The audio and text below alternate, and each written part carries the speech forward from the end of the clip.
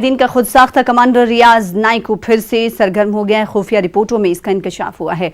फौज के operation all out के चलते रियाज नाइकू रूपोश हो गया था। जराये के मुताबिक रियाज नाइकू ने दहशतगर्दों को जनूबी कश्मीर में काम पर लगाया है। नाइकू ने दहशतगर्दों को सरकार की मुआवनत कर रहे सरपंचों पंचों की निशानदेही करने को भी कहा है। वहीं पुलिस वालों की पहचान करने का भी काम नाइकू ने उन दहशतगर्दों को सौंपा है। मिलिटेंसी मुखालिफ ऑपरेशन में शामिल पुलिस की निशानदेही करने को कहा है।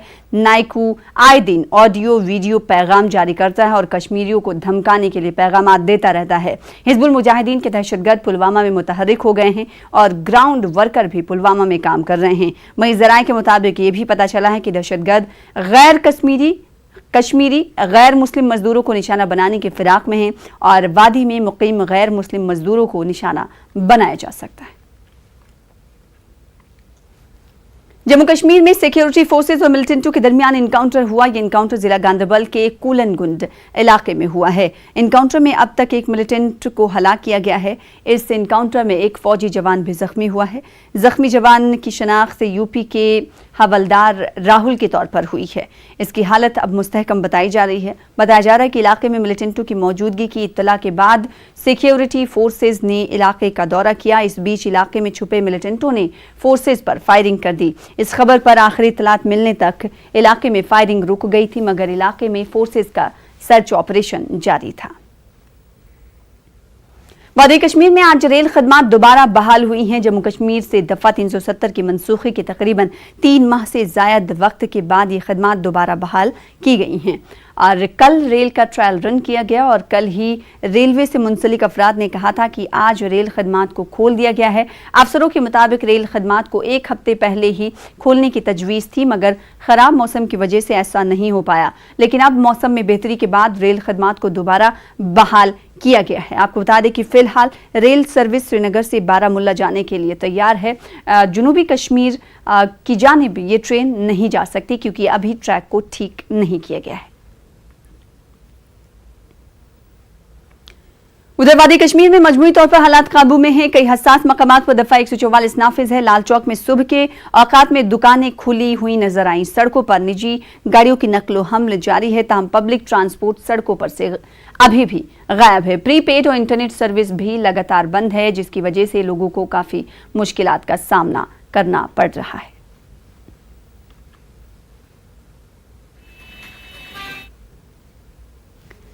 कार्तिक पूर्णिमा के मौके पर स्नान का सिलसिला जारी है। इस दौरान कई हादसे भी पेश आए हैं। बिहार में अब तक स्नान के दौरान नदी में डूबने से 6 लोगों की मौत हो गई है। नालंदा में स्नान के दौरान नदी में डूबने से 3 लड़कियों की मौत हुई है। तीनों की लाश को मकामी लोगों ने नदी से बाहर निकाला। तीनों लड़कियां गुसरवा गांव की हैं। इस हादसे में गांव में मातम है। इस हादसे की वजह से गांव में मातम का माहौल है। दिवाली के बाद से ही दिल्ली एनसीआर में हवा जहरीली हो गई है। फिजाई आलूदगी में अभी तक कमी नहीं देखी जा रही है।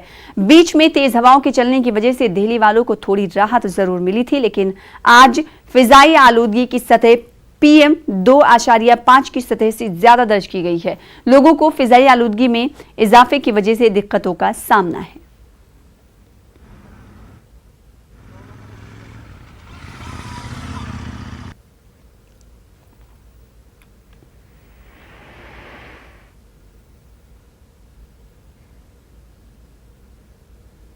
दिल्ली के प्रदूषण स्तर में आज इजाफा देखने को मिला है। आज दिल्ली में प्रदूषण स्तर में काफ़ी बढ़ोतरी हुई है। आप देख सकते हैं इस वक्त मैं लोधी रोड के पास मौजूद हूं। एयर क्वालिटी इंडेक्स में आज PM 2.5 500 के आंकड़े पर मौजूद है। PM 10 वहीं 299 यानी 300 के करीब आज प्रदूषण में ज़्यादा इजाफा हुआ है और दिल्ली की जो आबो हवा है वो कह सकते हैं आज ज़्यादा प्रदूषित है। ऑड इवन फॉर्मूला चल रहा था दिल्ली में, 2 दिन की रियायत दी गई थी। गुरु पर्व का त्यौहार है और 550वें गुरु पर्व के दिन आज ऑड इवन में दिल्ली वालों को कहीं ना कहीं छूट दी है, मगर छुट्टी का दिन है। सड़कों पे गाड़ी की जो संख्या है उसमें भी थोड़ी कमी देखने को मिली है। उसके बावजूद दिल्ली में आज प्रदूषण में बढ़ोतरी कहीं ना कहीं दिल्ली वालों के लिए समस्या खड़ी करता है और कहीं ना कहीं जो चिंता थी आज भी उसी तरह बरकरार है कि दिल्ली में आबो हवा इतनी ख़राब है तो सांस लेने में आम जनजीवन को काफी तकलीफ और मशक्कत का सामना करना पड़ रहा है। कैमरा पर्सन प्रकाश गुप्ता के साथ मैं रवि कुमार मिश्रा, न्यूज़ 18 नई दिल्ली। इस वक्त बड़ी खबर दिल्ली से आ रही है।